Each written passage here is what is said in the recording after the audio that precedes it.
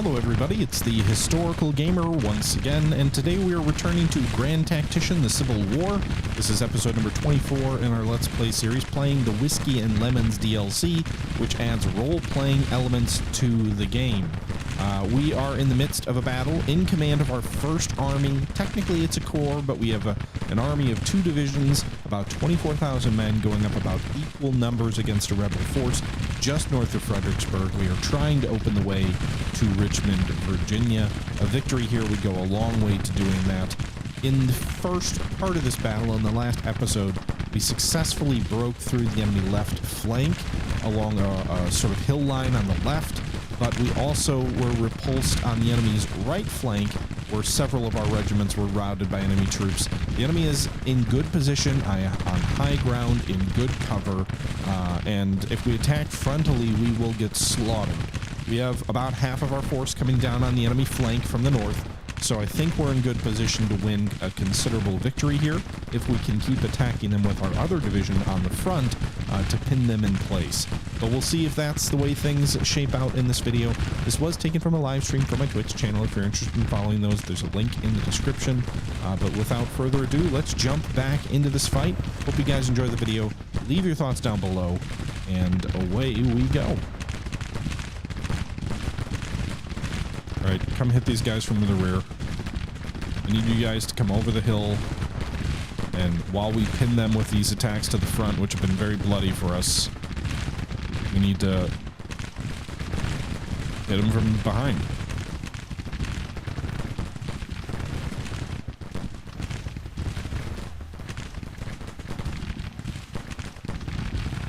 That's the whole point of pinning. I probably started the attack too soon in the center and in the south.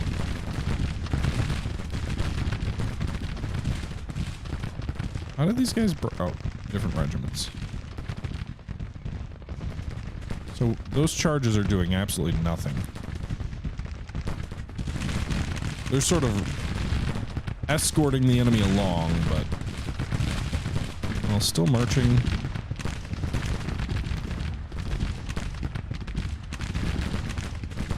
How the 5th New York is still alive. They're about to rout, but how they are still in the fight, I do not know.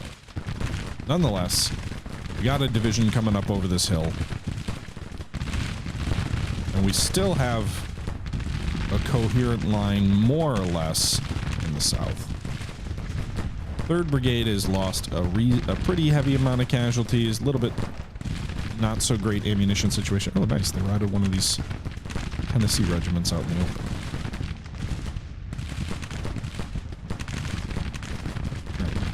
Some of my units are clearly set to fire at mid-range, which is better from an ammunition situation, but also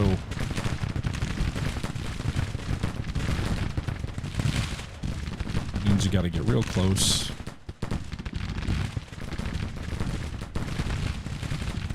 Anyway, so it seems like there's a big wing down here that we've got just a couple of regiments facing off against.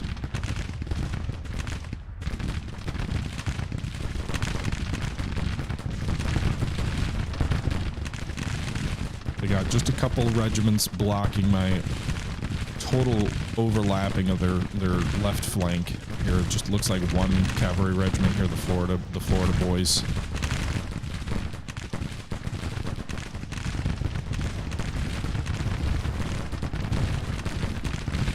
Those 2 regiments charge.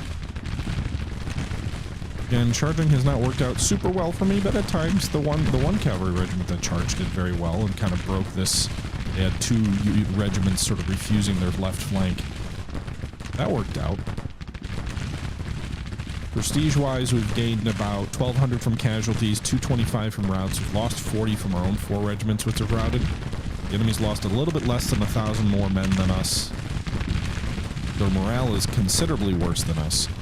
They've lost a lot more units routed.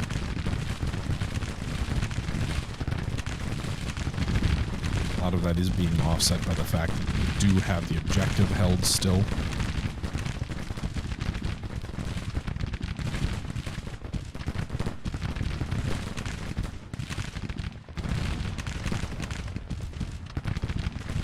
Third mass is holding.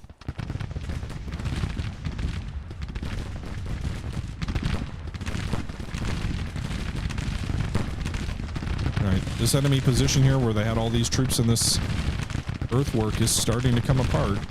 2 of the regiments have now routed.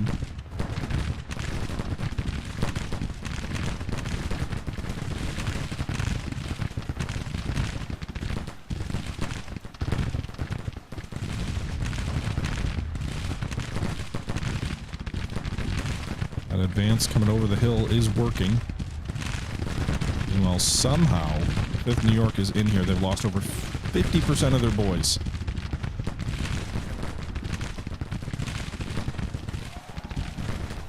Meanwhile, my infantry's charging into these dismounted cavalry.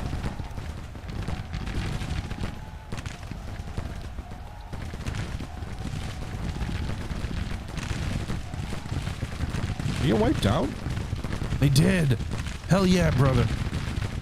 2nd Florida Cavalry is wiped out. 769 men captured. That'll change the casualty count considerably. Now we've almost doubled their losses because of those enemies surrendered. Turn and engage them from the rear, boys. Keep the pressure up. Units surrendering is so rare in this game that when it happens, it's just like, oh my god. It's so satisfying.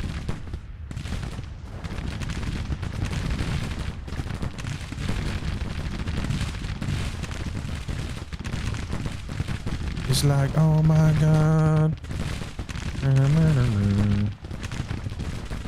So keep up the pressure, boys. 5th New York, don't fail me now. Let's do this. Let's charge these guys from the rear. I don't know if that's a good idea. Probably ain't, but we're gonna be getting fire from 2 sides. At least it'll make him move faster. When they charge, they really move.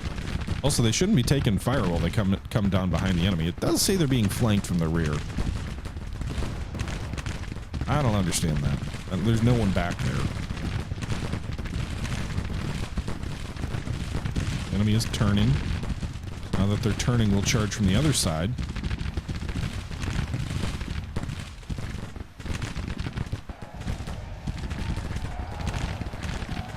Alright, we instantly routed both of those enemy regiments, and I think we wiped one of them out. I just saw one of the flags disappear. Hell yes! Another enemy regiment. 367 men captured and are now prisoners.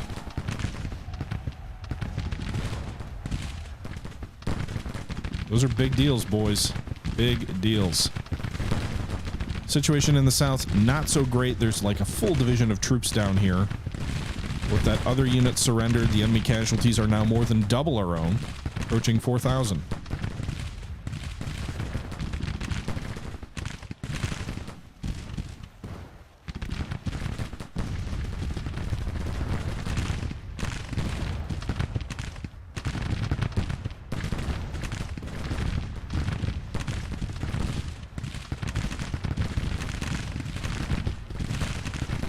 Alright, we got a nice little roadway in the rear of the enemy position that also helps us come right down their flank.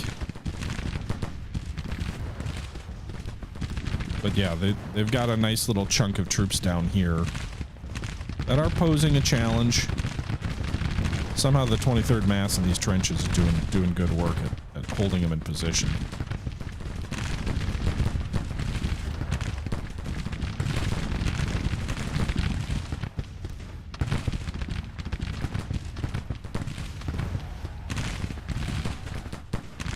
We're gonna charge these guys. They're trying to fall back slowly. Let's see if we can get another regiment to surrender. It's a bigger one, so it may be harder. 900 men, we're charging them with less. But maybe morale, and with 2 regiments coming in, maybe... Because we got the 900, we've got 2 units coming in. We outnumber them now.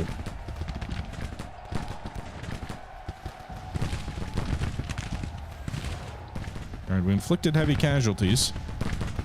They're trying to get away. Looks like they will.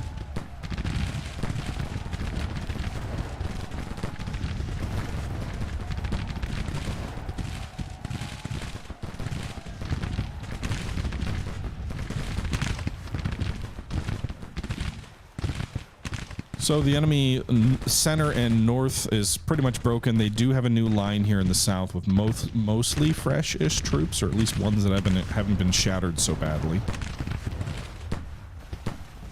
6 Texas is kind of the last on their original line here. They're behind some fences. We've got troops charging from their front and rear.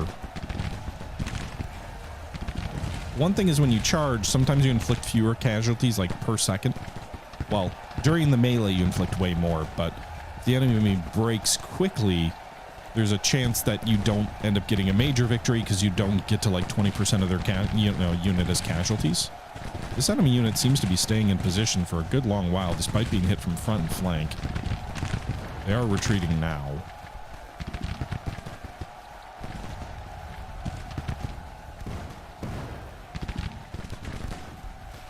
And they're losing a lot there.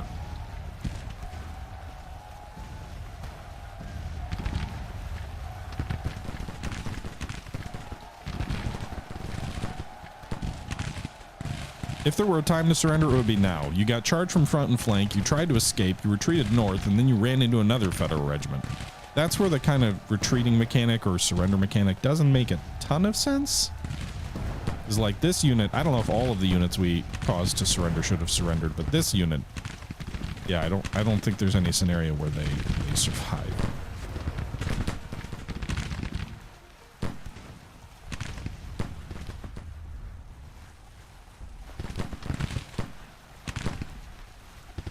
Let's head up the hill, boys.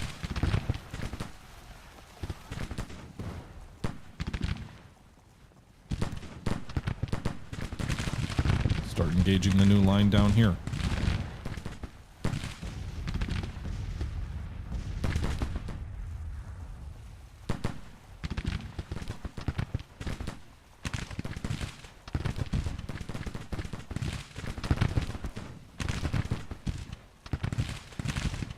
Alright, so the enemy push against my flank. These guys are coming in kind of behind us. That is a bit of a problem. Alright, casualties are what now? 4,300 to 1,900, still double. Their morale is not good.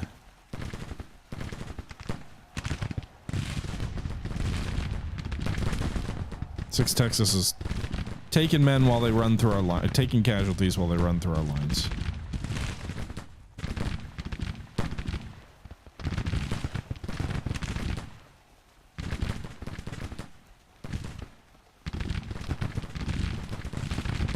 A little bit scattered here, more than a little bit scattered.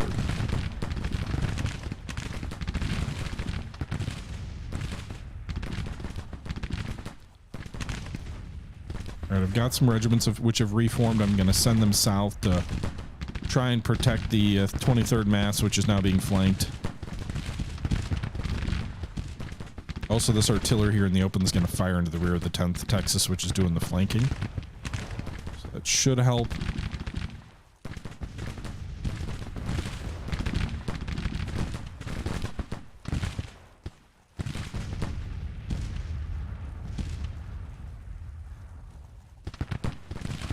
Yeah, these boys are taking their time coming down here.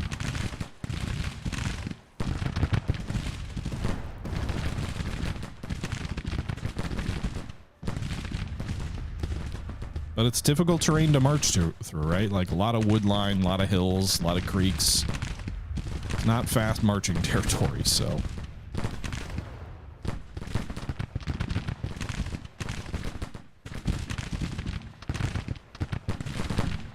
Gained up to 1,600 prestige for enemy casualties inflicted and units routed and all that jazz. Victory, we are definitely winning. We're ticking toward victory, but it is slow, but slow but steady.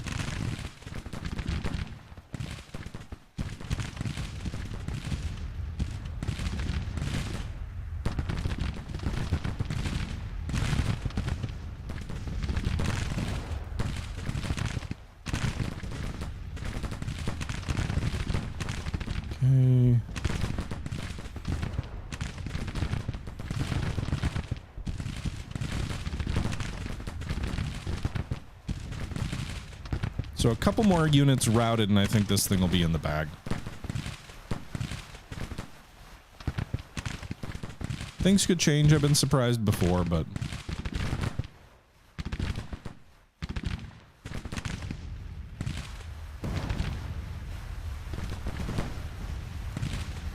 Meanwhile, our boys are charging up the hill. Screw it. I've got an advantage here. Let's just melee these fuckers.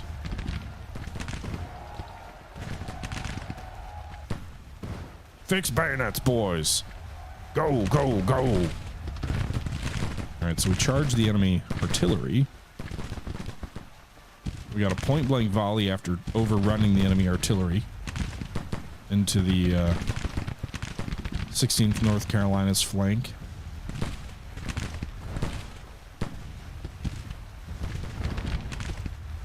Meanwhile, we've got 3 or 4 regiments, which are probably all nice and tired. The enemy might be fresh-ish.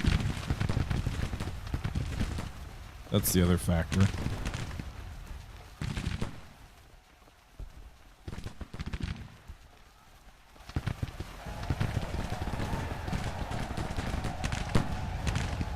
Fatigue plays a big role in melee effectiveness.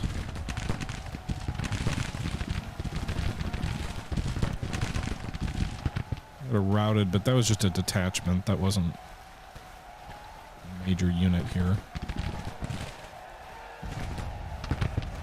I don't know why we get the rebel yell when we charge into melee. That's sort of silly.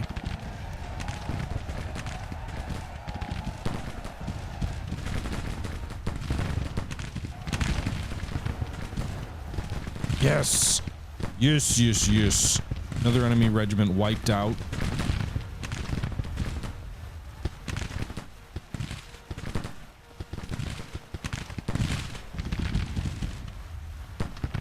$513 more enemy casualties as prisoners of war. We're up to 5,000 enemy casualties. That's 20% of their force. We are getting pretty close to a major victory.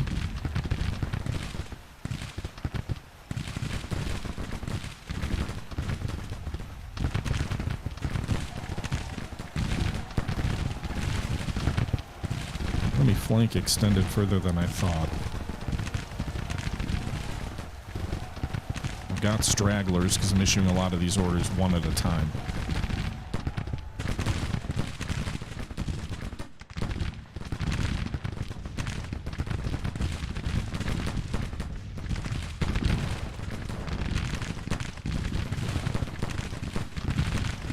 Do I get it? Yes, you can capture artillery when you've got the guns. That's what this DC here means. It means basically take control of the guns when you see that little DC icon. Says that regiment's rested, so we'll send them in on the melee.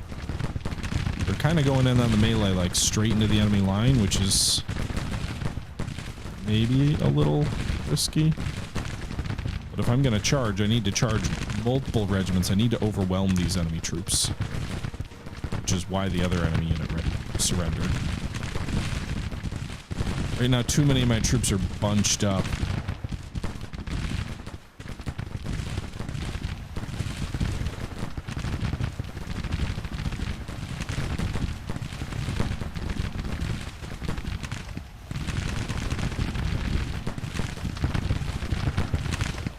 Who's firing into their flank, but these boys up here.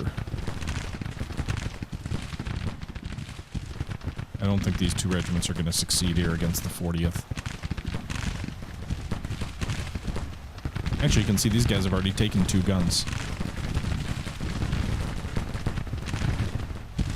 This is mostly turned into a bayonet fight at this point. The Rebs are definitely blazing away at us, but I'm just trying to use manpower at this point. I've broken enough of the enemy position that I'm just trying to press home aggressively with the bayonet.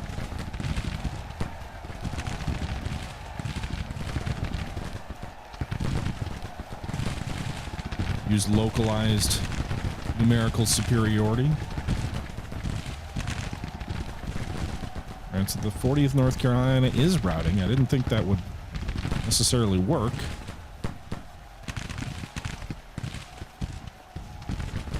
But it appears, at least to be breaking them. We may break as well, but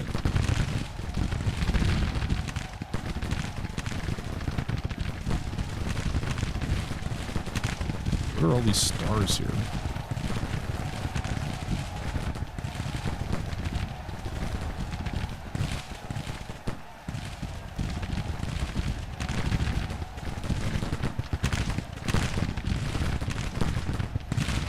We are like point blank range with some of these regiments that are going to get shot to pieces.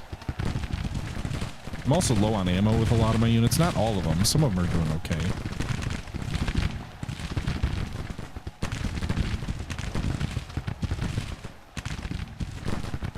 I don't know that I should order these guys to charge from this far away, but it's the quickest way to get them to close the gap. First New York is meleeing with the 20th North Carolina. They outnumber them almost 2-1, so that melee is going in their advantage.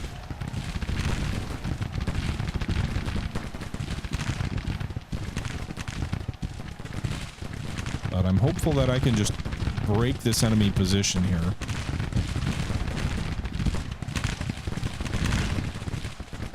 So one of the enemy forces, the 6th Louisiana, has withdrawn from the battlefield.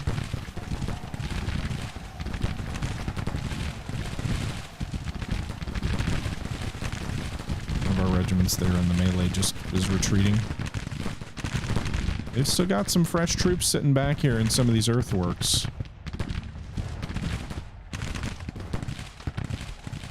6,000 to 2,700 in terms of casualties, 23% versus 11. Enemy morale is dropping pretty quickly. Looks like another enemy unit just got wiped out. 6th Virginia wiped out. 185 men captured.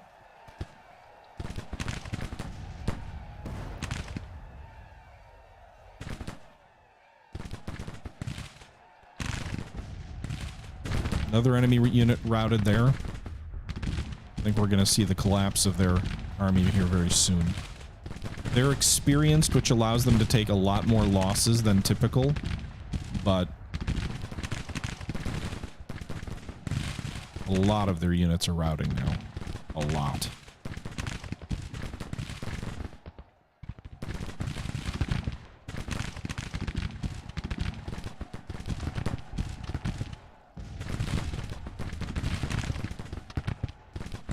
Kind of starting to see a chain of routes. I don't know if the AI's commanding retreats because it feels the positions are unsupportable at this point, or if they're just breaking because their morale is getting low. Casualties are up to 25% on their force, 6,500 men. We need to get to 30 for this to be a major victory, so we do have to inflict a bit more. But their morale's down to 23. Ours is almost double theirs.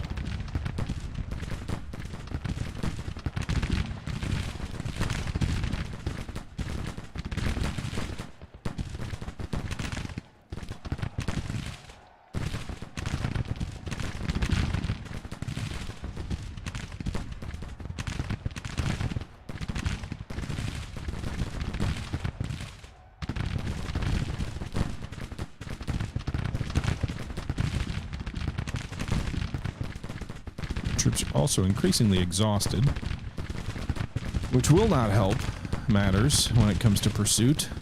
Whatever happened to my other troops up north? Yeah, I left my artillery behind.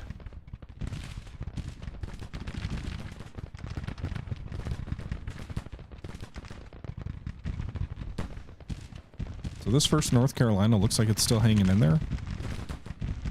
So my troops up here with Spencer repeating rifles and Smith carbines are going to go ahead and charge these guys.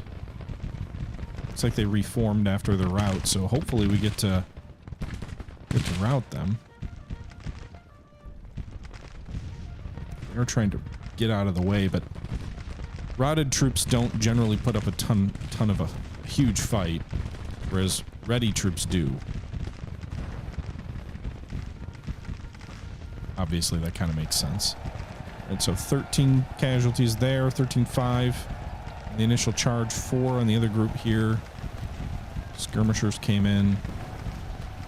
Maybe we can wipe these guys out too. That would be nice. We'll take a look at the main field here soon.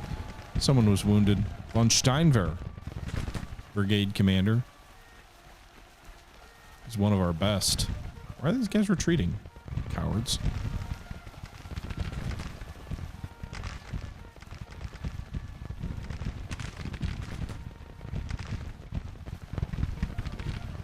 Go ahead and break the 13th Louisiana also.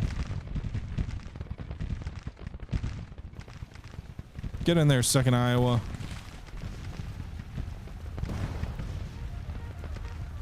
You're well rested.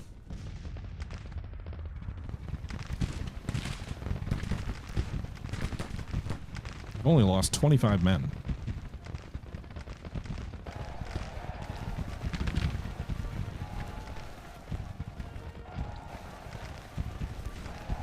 Spencer usually is the Spencer carbine is usually an absolute killer in melees. I would assume the Spencer repeating rifle is similar. It may not be as wieldy on a horse, so I guess we'll see here. But you can see inflicting a lot of casualties on the enemy. Enemy victory, enemy surrender or retreat is very near. Trying to get up to that 30% threshold. Cavalry can be a very effective way to do that.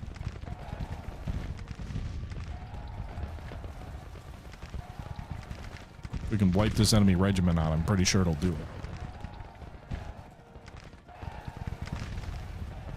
My own casualties have spiked a bit. We've almost doubled them since this melee started, from 25 to over 50 now, but definitely inflicting more. At least it seems like we're inflicting considerably more on the enemy than they on us. I suppose we should take a real quick look at what's happening on the battlefield. Okay, so the enemy is largely withdrawn from most of my troops' positions here.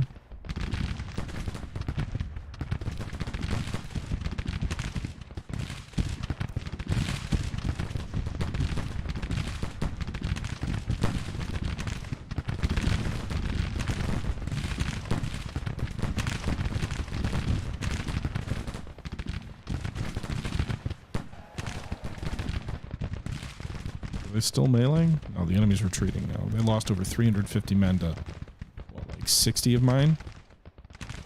Go ahead and try and rout the 65th Georgia now. They're still, they've rallied, so they're fighting. Meanwhile, we've engaged the enemy in a melee down here.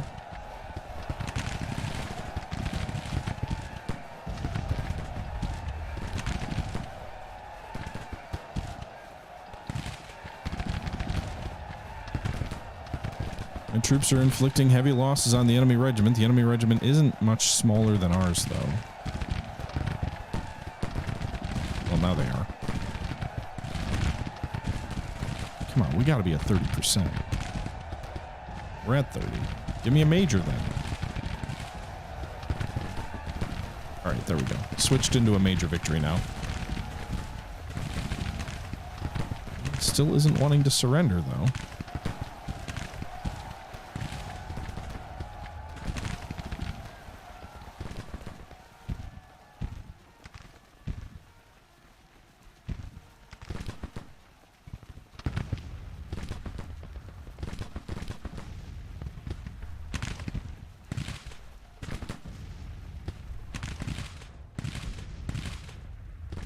Oh, now they are.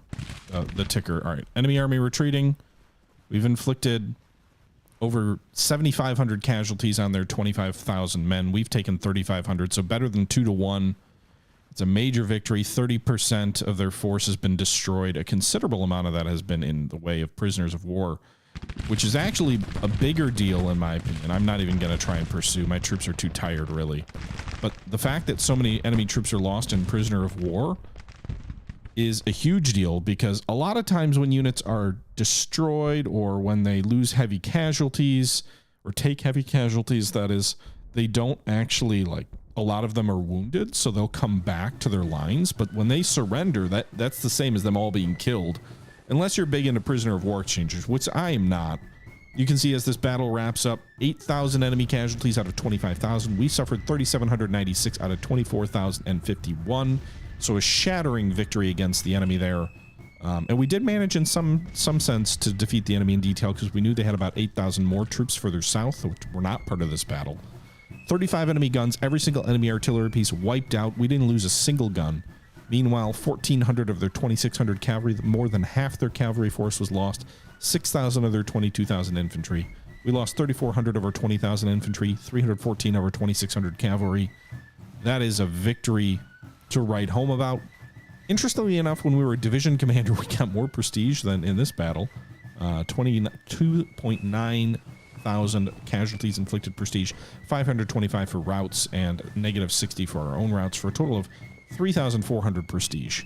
So got a nice little chunk of prestige back and won a major victory at the Battle of Stafford Courthouse. Hopefully, at least to some extent, opening up the road to Richmond. Now, our own troops lost better than 10% of the force as casualties, which does mean that we'll have to take a look if our troops are really ready to pursue and push south and fight more battles to get to Richmond. Colonel Crittenden has fallen into disgrace of his men, it would appear. Colonel Spencer has become an inspiration for his men. And we also did have one of our brigade commanders in the Butcher Division, a casualty. We saw he was wounded. But, yeah. By the way, I haven't thanked all the followers, and I know I thanked Cannibal for the sub earlier. Flaming Dragon, also thank you for the sub. Marcus Redor, Bagel Headbutt, Blue Funk, Silver Wolf, Military Bolt, all thank you for the follows. All right, so glorious victory there. Battle of Stafford Courthouse has ended with the Army of Virginia retreating in panic. My command has earned us a total victory, with the enemy army running for their lives. The enemy has reportedly suffered a total of 7,760 men as casualties, 717 permanently removed from the ranks as killed, 963 captured. That seems low on the capture based on what we saw. The morale is believed to be unstable. Our casualties, 3,700 men, 521 killed, 630 missing. The rest are wounded. Morale is confident with the supply situation critical. We captured 6,000 enemy rifles, 21 guns from the battlefield, and 975 men were sent to the prisoner of war camps. So a victory for yours truly. There will be another battle in front of Fredericksburg, I think, because not all of these enemy units were engaged in this battle. Meanwhile, our own situation here, the Department of Virginia, looks like the 1st Division's pretty much burned through all its supplies. Its readiness is red, which means we can't advance again. Same for the Butcher Division and same for the Cavalry, I think. Unless we have to wait. Nope. Yeah, readiness is red. So I cannot pursue, unfortunately. But the enemy did withdraw. And all that's left is Fields Corps, 1,100 men. And whatever's in this Aquia landing garrison between us and Fredericksburg. But now we gotta wait to get our readiness back up, which is annoying.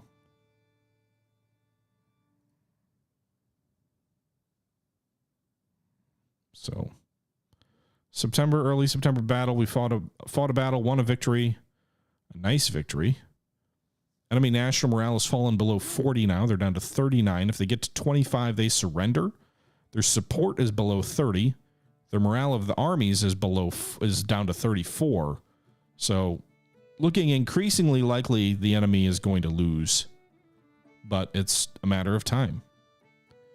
Meanwhile, yours truly, command of this army, we've got 4,500 prestige total. I don't know, like, would it make sense to just try and make this army bigger? Would that be cheaper? Like if we were to say, I don't want to apply for a command, but can I order any of these other units to...